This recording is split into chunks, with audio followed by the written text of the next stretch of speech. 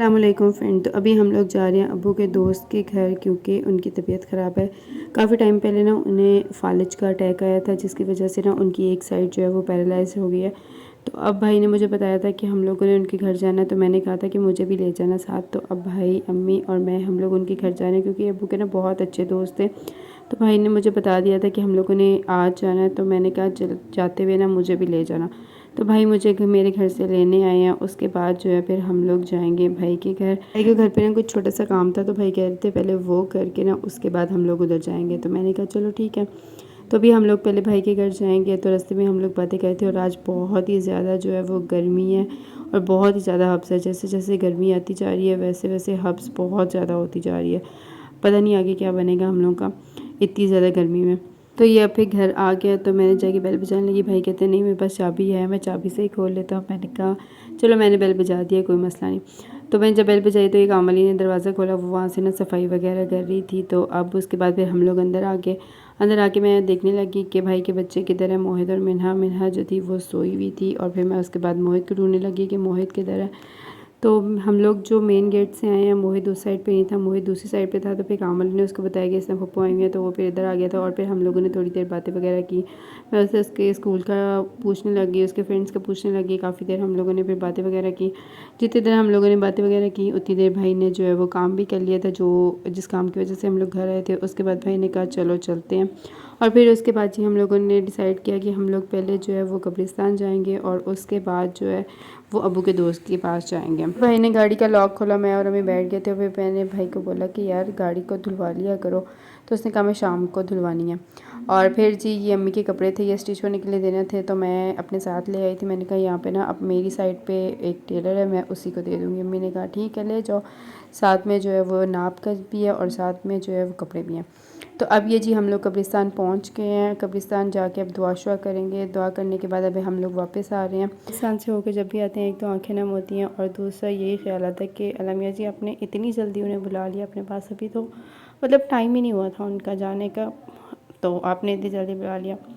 उसके बाद जी अभी फिर हम लोग जा रहे हैं अबू के दोस्त के घर। तो भाई जो है वो रास्ते में से कह रहे थे कोई ना फ्रूट वगैरह ले लेते हैं। तो फिर उन्होंने जो है वो ये फ्रूट लिया, जो आजकल मौसम है आम का, तो आम लिया था, और साथ में ये क्या था, ये सेब था। भाई पूछे थे क्या फ़्रूट लेके आओ, मैंने कहा जो दिल करता है वो ले आए। तो अभी ये हम लोग जो है उनकी सोसाइटी में एंटर हो गए हैं, और अभी उनका घर जो है वो पास ही है। उनके घर के पास जो है वो हम लोग गाड़ी नहीं रोकेंगे, क्योंकि गाड़ी जो है वो वहाँ से ना गुजरने का बड़ा रास्ता मुश्किल हो जाता है। तो हम लोगों ने गाड़ी जो थी ना वो कॉर्नर पे पार्क की थी, और उसके बाद अब हम लोग ये ना पैदल चल के जा रहे हैं। फिर हम लोग उनके घर पहुँच गए, तो हम लोगों ने बेल बजाई, तो उनका बेटा आया था, तो उसने दरवाज़ा खोला। अब वो हमें ड्राइंग रूम में लेके जा रहा है। उसे हमें यहाँ पे बिठाया, और उसके भी घर पे ना घर वाले घर पे नहीं थे, वो गए हुए थे शॉपिंग पे। मतलब उसकी मामा भी घर पे नहीं थी, और बहन भी घर पे नहीं थी। वो हमारे साथ थोड़ी देर बैठा रहा, बातें वगैरह करता रहा। फिर उसके बाद वो हमें अंकल के रूम में ले गया। तो ये अंकल जो थे, उनकी एक साइड जो थी वो बिल्कुल पैरालाइज थी, वो बोल भी नहीं सकते थे।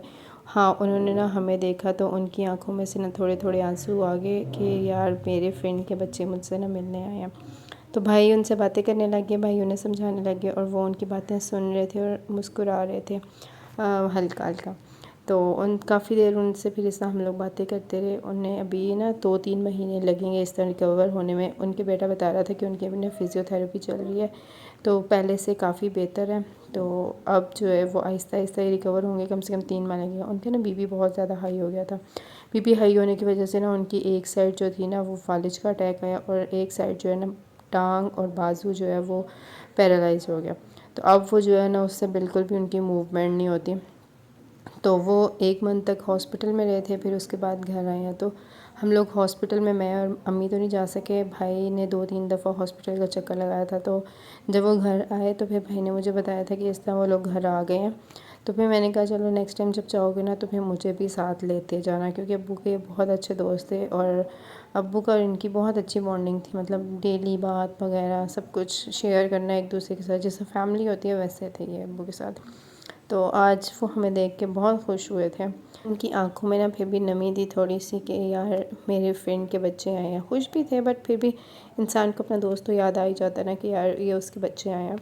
तो हम लोग फिर उनके पास मज़ीद थोड़ी देर बैठे और उसके बाद फिर हम लोगों ने कहा कि अब हम लोग घर चलते हैं, क्योंकि हम लोगों ने पूछा कि आपकी अम्मी और बहन कब तक आएंगे, तो उन्होंने कहा नहीं, अभी उन्हें शॉपिंग करने में ना काफ़ी टाइम लगेगा। उनके बेटे ने कहा कि मैं उन्हें कॉल करके बुला लेता हूँ। हमने कहा नहीं, रहने दो, अगर वो गए हुए हैं तो कोई बात नहीं।